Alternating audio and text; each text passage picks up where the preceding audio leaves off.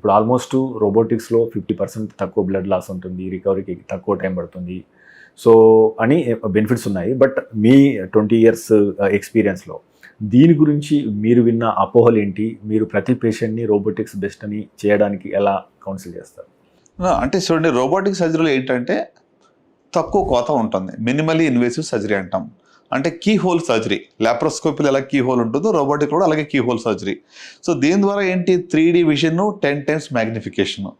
లాప్రోస్కోపీలో most of times it's 2D vision, కొంత 3D లాప్రోస్కోపీలో వచ్చింది కానీ బట్ స్టిల్ దీని అంత మ్యాగ్నిఫికేషన్ కానివ్వండి, దీని అంత యాక్యురసీ ఉండదు.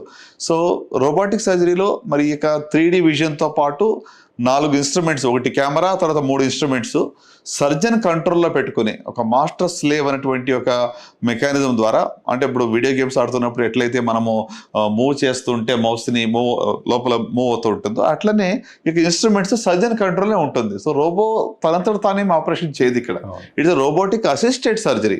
సో సర్జనే తన కంట్రోల్లో ఉండి చేసి ఉంటే ఆపరేషన్ అది. సో కనుక దీంట్లో మీరు అన్నట్టుగానే ఇప్పుడు less blood loss, less pain, early discharge, less infections, blood transfusion rates తక్కువ, మరి త్వరగా పనికి జాయిన్ అయిపోవచ్చు. సో ఇవన్నీ కూడా అడ్వాంటేజెస్ ఉన్నాయి. కానీ అన్ని సర్జరీస్కి రోబోటిక్ అనేది కూడా కాదు. ఓకే, ఇప్పుడు కొన్ని డిఫికల్ట్, ఇప్పుడు గాల్ బ్లాడర్ సర్జరీ ఉంది అనుకోండి, సింపుల్ గాల్ బ్లాడర్ స్టోన్స్ ఉన్నాయి అనుకోండి, దానికి laparoscopic cholecystectomy is good enough. Okay, simple appendix ఉందనుకోండి, దానికి రోబోటిక్ అవసరం లేదు, లాప్రోస్కోపీతో కూడా అయిపోతుంది. కాంప్లెక్స్ సర్జరీస్లో robotic has a definite role. ఇప్పుడు లంగ్ సర్జరీస్ ఉన్నాయి, ఇదివరకు చెస్ట్ ఓపెన్ చేసి లంగ్ సర్జరీ చేసేవాళ్ళం. చెస్ట్ ఓపెన్ చేసి క్లోజ్ చేస్తే రిబ్స్ ఫ్రాక్చర్ అవటం కానీ, చెస్ట్ పెయిన్ ఎంత ఉంటుంది, పేషెంట్ రికవరీ చాలా టైం పడుతుంది.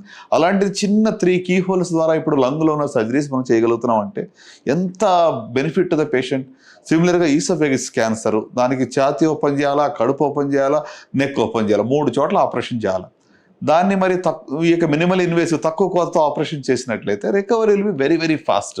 అలాగే ఇప్పుడు గర్భసంచి క్యాన్సర్ సంబంధించిన సర్జరీస్ కావచ్చు, రోబోటిక్ హిస్టెక్టమీస్ అంటాము, అలాగే robotic colectomies, colon cancer, right. So ఇందాక మనం అనుకున్నట్టుగానే రెక్టల్ క్యాన్సర్కి సంబంధించి, so prostate cancer for example, దానికి కూడా ఇక రోబోటిక్ అనేది ఎక్స్ట్రాడినరీ. ఓకే, సో అంటే ఫంక్షన్స్ ప్రిజర్వ్ చేస్తూ బెస్ట్ అవుట్కమ్స్ ఇవ్వడం అనేటువంటి రోబోటిక్ ద్వారా అవుతుంది. సో అలాంటి వాటిలో స్పెసిఫిక్గా we will guide the patients అనమాట. దీనివల్ల అడ్వాంటేజెస్ ఉన్నాయి. Still we have laparoscopic option, open option, మీరు ఏది చూస్ చేసుకుంటారు. Ultimately patient has to choose what they want based on అన్ని మనం ఎక్స్ప్లెయిన్ చేసి చెప్తాం వాళ్ళకి.